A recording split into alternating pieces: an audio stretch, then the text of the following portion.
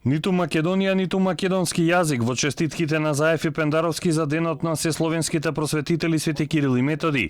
И тоа во моменти кога источниот сосед ни го проблематизира јазикот како услов за интеграција во Европската Унија. Лидерот на СДСМ во честитката вели дека просветителите го афирмирале правото на признавање на секој јазик, но се осврнува на словенско писмо и јазик и во неговата честитка никаде не е споменато името на државата. Со своето големо дело светите браќа им го отворија патот на словенските народи кон описменување. Со нивната успешна борба за признавање на словенското писмо и јазик, Свети Кирил и Методи го афирмираа правото на еднакво признавање на секој јазик. Но во честитката на Заев од 2017-та, пред подпишувањето на договорот со Бугарија, се вели дека СДСМ како партија која ја предводи владата ќе се грижи за македонскиот јазик и националниот идентитет. Во честитката на шефот на државата пак се споменува мајчин јазик.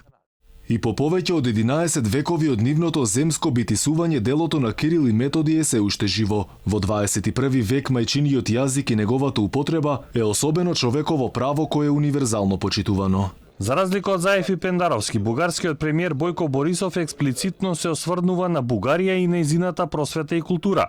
Честит ден на бугарската просвета и култура и на словенската писменост. Со длабока почит и благодарност им се обраќам на сите оние кои како достојни следбеници на нив продолжуваат да работат вредно за развој на образованието и културата во Бугарија.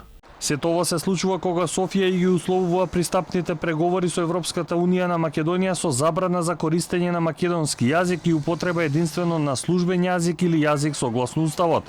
Бугарија според документот кој беше објавен баре и да не се користи терминот македонско малцинство во Бугарија. Од тие причини се поставува прашањето дали се работи за предпазливост или пак за исцртување на контурите на евентуалниот компромис кој Македонија би го направила со Бугарија.